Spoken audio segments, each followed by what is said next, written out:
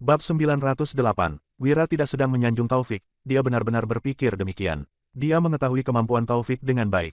Pria itu sangat berbakat dan memiliki jiwa kepemimpinan yang sangat kuat. Dengan pemimpin seperti itu, kerajaan Monoma pasti baik-baik saja. Taufik bahkan bisa disebut saingan Wira. Jika dibandingkan, Taufik juga lebih sulit untuk dihadapi daripada Senia. Sebab, Taufik adalah pria kuat yang hanya menunjukkan kelembutannya pada kerajaan Monoma.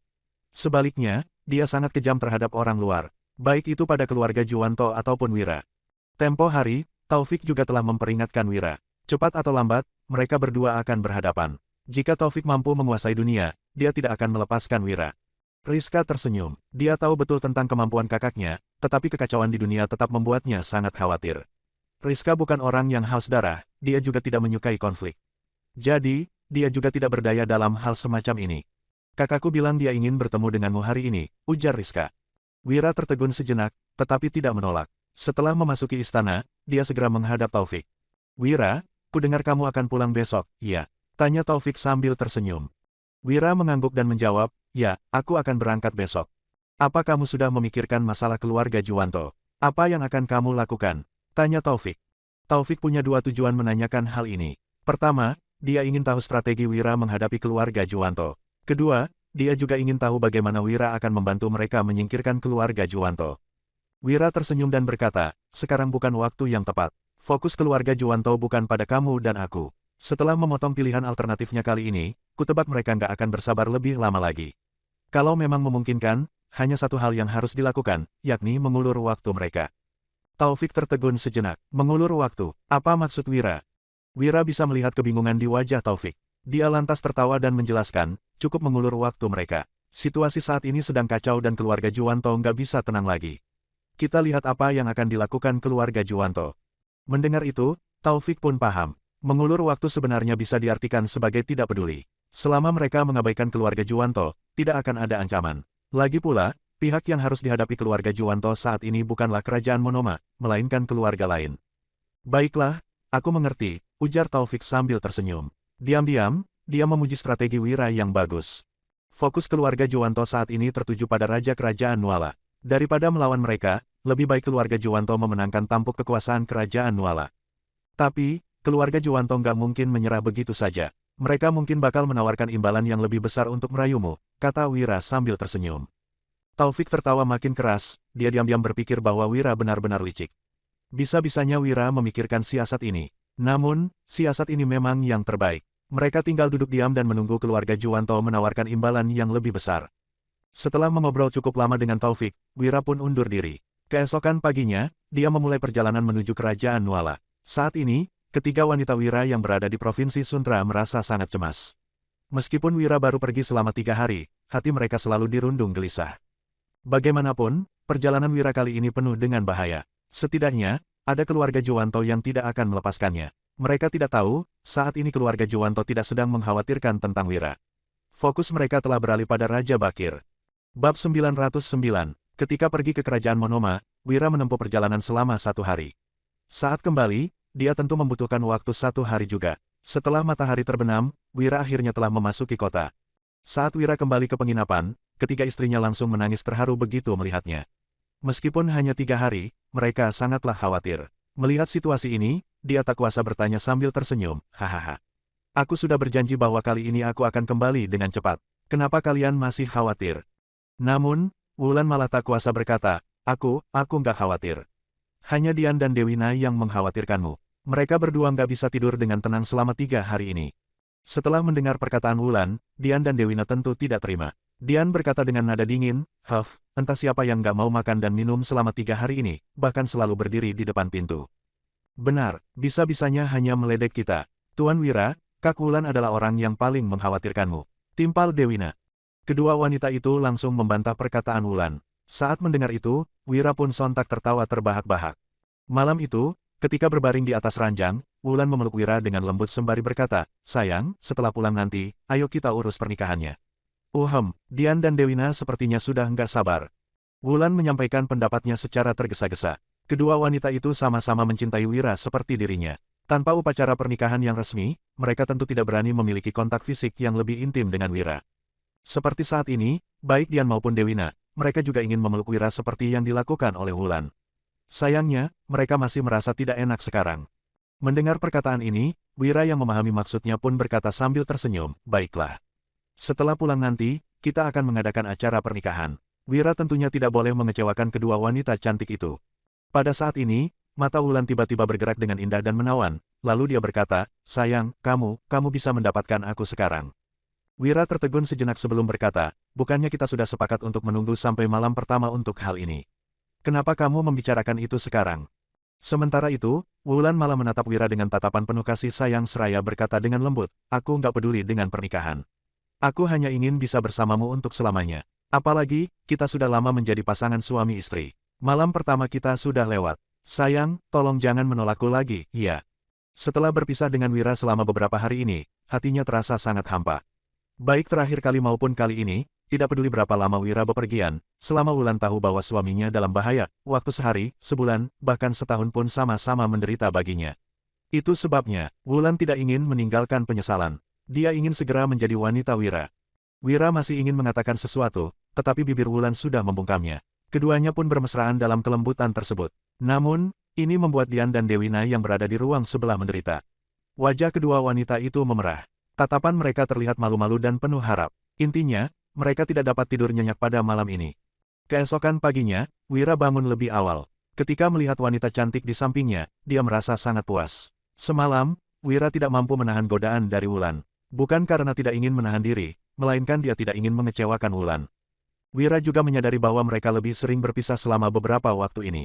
Hal tersebut membuat Wulan sangat khawatir sehingga ingin menjadi wanitanya. Setidaknya, ini bisa dianggap sebagai sebuah ikatan. Tak lama kemudian, Wira membuka pintu dan berjalan keluar. Dia langsung mendapati Dewina dan Dian yang bermata panda. Begitu keduanya melihat Wira, wajah mereka tak kuasa memerah. Saat melihat mata panda kedua wanita itu, Wira bertanya dengan penasaran, kenapa, apa kalian berdua nggak tidur dengan nyenyak? Huff, malam tadi begitu berisik, bagaimana kami bisa tidur?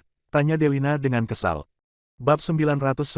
Setelah mendengar perkataan itu, Wira baru memahaminya. Ternyata isolasi suara pada zaman ini sangat buruk. Aksinya semalam memang lumayan berisik.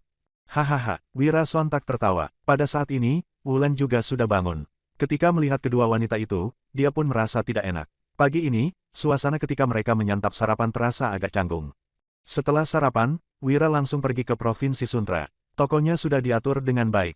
Pada saat yang sama, setelah tekanan dari keluarga Juwanto berkurang, baik gula kristal maupun gelas kristal, kini sangat disukai oleh banyak pedagang. Hanya saja, untuk membangun jalur perdagangan yang sebenarnya masih agak sulit. Yang paling dikhawatirkan oleh Wira adalah bandit di sepanjang perjalanan. Sembari berpikir demikian, Wira pun menarik napas dalam-dalam dan memanggil Danu, lalu memerintahkan, Danu, coba cari tahu, kalau para bandit dan perampok dalam Provinsi Suntra ingin membuka jalur perdagangan, kita tentu harus bekerja sama dengan mereka. Usai mendengar ini, Danu langsung mengangguk. Tanpa berkomentar apapun, dia langsung pergi begitu saja. Saat ketiga wanita melihat adegan ini, mereka juga tidak berkata apapun. Mereka paham bahwa perjalanan ini pasti akan penuh dengan kesulitan. Jadi, untuk memastikan keamanan, mereka harus memberi keuntungan kepada para bandit dan perampok. Jika tidak, mereka kemungkinan akan merusak rencana Wira. Saat Danu pergi, Wira dan ketiga istrinya masih berjalan-jalan. Tidak lama kemudian, Danu pun kembali dan melaporkan, Kak Wira, aku sudah menyelidiki tentang Provinsi Suntra. Bandit di sini, benar-benar kacau. Ada markas bandit di mana-mana. Begitu mendengar kata-kata ini, Wira pun tertegun sejenak dan bertanya dengan heran, di mana-mana. Setelah memikirkannya lagi, mungkin memang seperti itu. Tanpa adanya keluarga besar yang mengendalikan wilayah ini, situasinya tentu akan lebih kacau daripada tempat lain. Danu pun bertanya, iya, tapi aku sudah menyelidikinya. Geng-geng ini biasanya nggak berhubungan satu sama lain. Wilayah yang kita lewati ini adalah wilayah dari geng Bambang, jadi. Kak Wira, apakah kita harus mengendalikan geng ini? Maksud Danu sangat sederhana, mereka hanyalah kelompok yang terpecah belah. Apabila berhasil mengendalikan mereka, menaklukkan geng-geng lainnya akan menjadi lebih mudah. Sebenarnya, Wira juga berpikir demikian. Meskipun bekerja sama adalah ide bagus, mereka tetap perlu mengendalikan para bandit lokal ini. Lantaran sudah membuat keputusan, Wira langsung berkata, ayo, kita pergi ke gunung untuk mengunjungi mereka. Danu segera mengangguk, keduanya pun menunggangi kuda menuju pinggiran kota. Hanya dalam waktu sekitar 30 menit, mereka telah melihat sebuah desa di puncak bukit. Ukurannya tidak besar, mungkin hanya ditempati oleh sekitar 100 orang. Coba periksa gunung ini, pinta Wira. Segera setelah itu, Danu langsung berseru, apakah ketua dari geng Bambang ada di sini? Teriakan Danu sontak membuat penjaga di depan gerbang terkejut. Seorang pria bersosok besar dengan dada telanjang tampak berjalan keluar. Kemudian, dia pun bertanya, "Huff, siapa yang berani berteriak di depan markas gengku?" Melihat sosok itu keluar, Danu tampak mengedipkan mata, lalu memeriksa dengan saksama sebelum berkata, "Kak, orang ini adalah ketua dari geng Bambang, namanya Bambang." Mendengar ini, Wira tak kuasa menahan tawa sembari berkata, "Ketua geng Bambang yang bernama Bambang. Dia bisa-bisanya menggunakan nama sendiri untuk memberi nama gengnya. Ini cukup menarik." Setelah puas tertawa dan menggelengkan kepala, Wira pun berkata, "Kita datang ke sini untuk berbisnis dengan ketua Bambang. Apakah kamu tertarik?" Bambang yang bangun dari tidurnya karena keributan tadi merasa agak kesal. Namun, saat mendengar kata bisnis yang diucapkan Wira, matanya langsung berbinar-binar. "Hahaha, ini tentang membunuh atau membakar?" tanya Bambang secara langsung. Selama ini, dia hanya terlibat dalam dua kegiatan tersebut. Bab 911. Mendengar ini, Wira merasa agak canggung. Orang ini benar-benar seorang pembunuh. Pikirannya hanya penuh dengan aksi membunuh dan kekerasan, bukan orang yang cukup cerdas. Wira pun menghela napas dan merasa tak berdaya. Tampaknya ketua dari geng ini perlu diganti. "Ketua Bambang, bagaimana kalau kita membahasnya di dalam?" tanya Wira seraya tersenyum. Begitu mendengar perkataan Wira, Bambang tidak berpikir terlalu banyak dan langsung mengangguk. Sebenarnya, Bambang juga memperhatikan Wira dari atas ke bawah. Dia hanyalah seorang pemuda kaya raya. Sementara itu, Danu yang berada di sampingnya tampaknya pandai berkelahi. Namun, ada sekitar 100 orang di geng Bambang. Apabila mereka berkelahi, bagaimana mungkin mereka akan kalah dari dua orang? Jadi, Bambang sama sekali tidak khawatir bahwa dua orang ini akan macam-macam. Mereka bertiga masuk ke dalam aula, lalu Wira tak kuasa bertanya, "Ketua Bambang, apa geng Bambang nggak punya ketua lain?" Bambang sontak menghela napas dan langsung menjawab, "Orang di geng Bambang hanya sedikit, jadi apa gunanya memiliki ketua lainnya? Aku sendiri sudah cukup." Mendengar jawaban ini, Wira merasa sangat frustrasi. Namun, dia tetap berkata, "Hari ini, aku datang untuk membahas bisnis denganmu. Sederhana saja, yaitu untuk bersama-sama mencari keuntungan." "Bersama-sama mencari keuntungan?" tanya Bambang. Ketika mendengar ini, dia agak bingung dan tidak memahami maksud Wira. Mungkinkah Wira juga tipe orang yang melakukan aksi membunuh dan membakar? Saat ini, Wira pun menjelaskan, "Benar sekali. Aku ingin membangun jalur perdagangan dan melakukan bisnis di sepanjang jalur itu. Aku memerlukan bantuan geng Bambang untuk memberikan pengawalan di sepanjang jalan. Ini adalah bisnis jangka panjang, bukan hanya dalam beberapa hari. Jadi, aku jamin keuntungannya cukup besar. Satu-satunya masalah adalah apakah geng Bambang bersedia memberikan pengawalan?" tanya Wira.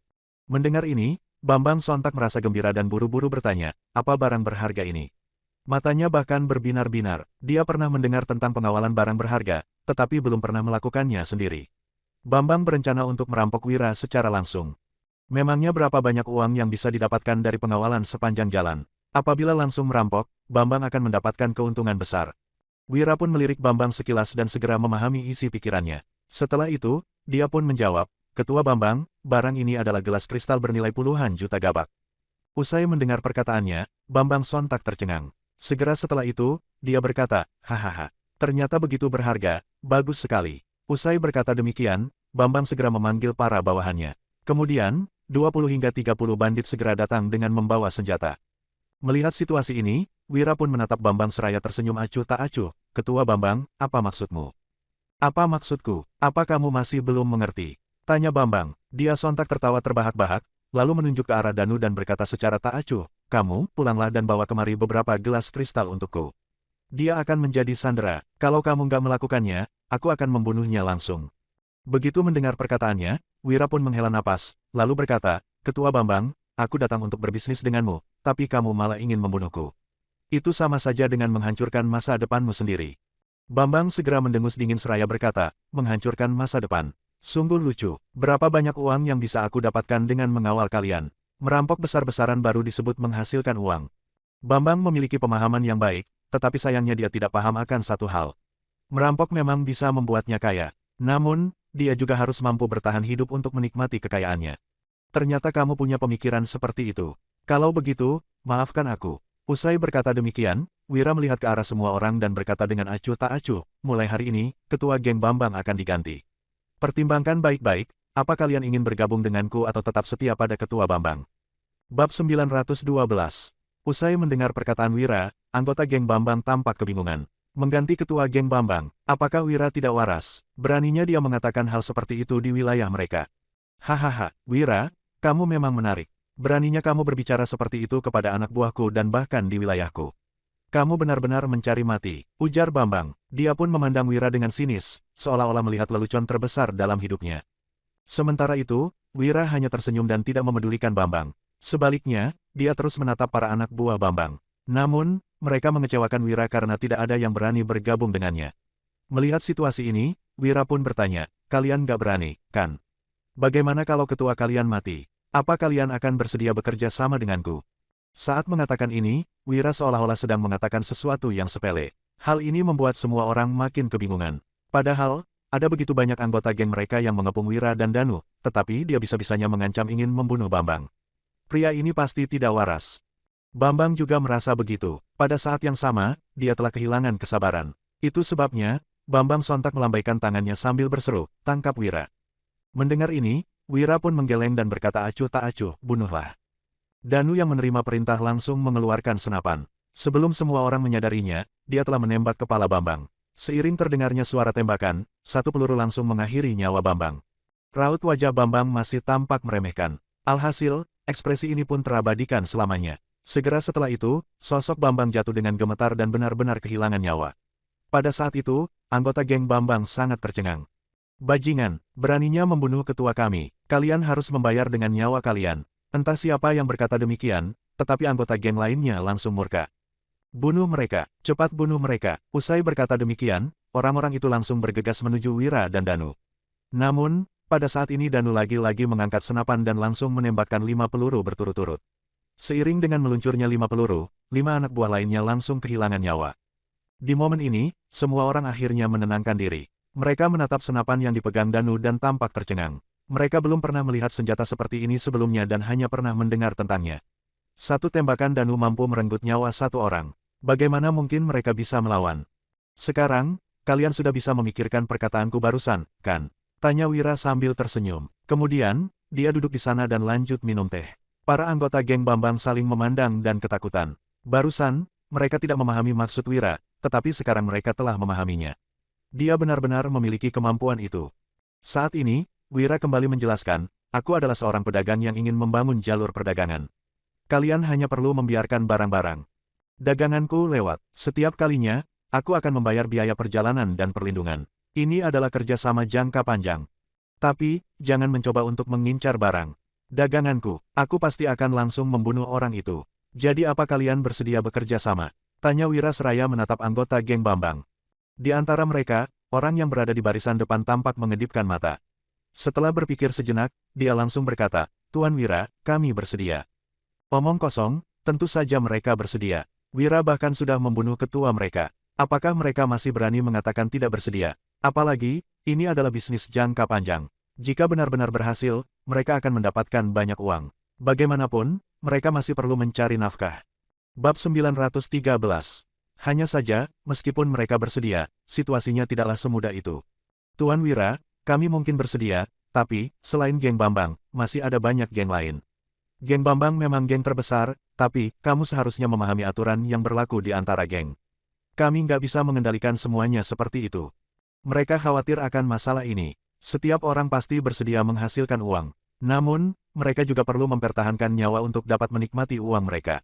Geng Bambang pasti akan kesulitan untuk melawan begitu banyak geng. Pada dasarnya, itu adalah sesuatu yang mustahil. Wira tentunya juga mengerti, jadi dia pun berkata, aku mengerti maksudmu. Aku akan menaklukkan geng lainnya, seperti yang kulakukan pada kalian. Yang terbaik adalah menyatukan semua geng agar semuanya menjadi lebih mudah. Bagi Wira, ini hanya masalah kecil. Menaklukkan beberapa geng adalah hal yang sederhana. Bukan karena Wira sombong, tetapi kenyataannya memang seperti itu. Pertama, dia memiliki kemampuan tersebut. Dengan membunuh ketua mereka, anggota geng akan kehilangan semangat dan akhirnya tunduk. Kedua, Wira bukan hanya akan membunuh ketua mereka dan bermusuhan, sebaliknya dia akan mengajak mereka untuk bekerja sama dan mencari untung bersama. Dua hal ini sudah cukup membuat mereka bersedia bekerja sama dengan Wira. Tidak mungkin ada orang yang keberatan dengan uang. Ini adalah bisnis yang pasti menguntungkan. Anggota geng Bambang terkejut saat mendengar kata-kata tersebut. Mungkinkah orang ini benar-benar akan merekrut semua bandit di Provinsi Suntra? Provinsi Suntra memang tidak terlalu makmur, tetapi ada banyak geng bandit di sana. Apakah Wira benar-benar mampu menaklukkan semua geng? Namun, setelah melihat ketua mereka yang sudah mati, orang-orang ini mulai percaya. Tuan Wira, kalau kamu bisa melakukannya, kami bersedia melayanimu. Orang yang berbicara sebelumnya langsung menyatakan dukungannya tanpa ragu-ragu. Setelah orang lain memikirkannya, mereka juga menganggukkan kepala. Keadaan di dunia ini sudah kacau dan semua orang hanya berjuang untuk bertahan hidup. Tidak ada bedanya, baik mengikuti Ketua Bambang ataupun Wira. Bahkan, setelah mendengar perkataan Wira, mereka malah merasa bahwa bergabung dengan Wira mungkin akan lebih baik. Saat ini, Wira melihat pria yang sejak tadi menanggapinya, lalu bertanya sambil tersenyum, kamu lumayan. Mulai hari ini, kamu akan menjadi ketua geng Bambang. Siapa namamu? Faisal yang sangat terkejut segera menjawab dengan penuh hormat, aku Faisal. Kemudian, Wira pun berkata, Faisal, aku akan menyerahkan urusan geng Bambang padamu. Kalau ada yang nggak setuju, mereka bisa datang mencariku kapanpun. Selain itu tolong pergi tanyakan geng di sekitar. Cari tahu apa ada yang mau bekerja sama denganku, mengerti? Wira tidak akan mengunjungi setiap geng satu persatu. Itu terlalu merepotkan. Dia akan membiarkan Faisal yang pergi bertanya satu persatu. Wira tentu tidak perlu memusingkan geng yang setuju. Sementara itu, dia akan menaklukkan geng yang tidak setuju secara pribadi. Mendengar ini, Faisal segera mengangguk sembari menjawab, baik, Tuan Wira. Aku akan segera mengurusnya. Usai mengatakan itu, Faisal pun pergi dengan orang-orangnya untuk menyusun rencana. Namun, Danu malah tak kuasa bertanya, Kak Wira, apa kamu yakin akan membiarkannya pergi? Bocah ini memang terlihat cerdas, tapi selama ini dia hanyalah seorang bawahan. Aku khawatir dia nggak bisa menangani hal ini dengan baik. Bagaimana kalau aku yang pergi saja? Danu khawatir bahwa Faisal tak sanggup menangani hal ini dan menghambat pekerjaan Wira, jadi dia pun menawarkan diri. Akan tetapi, setelah mendengar ini, Wira malah berkata sambil tersenyum, kamu. Bagaimana setelah itu? Apa kamu akan menangani semuanya?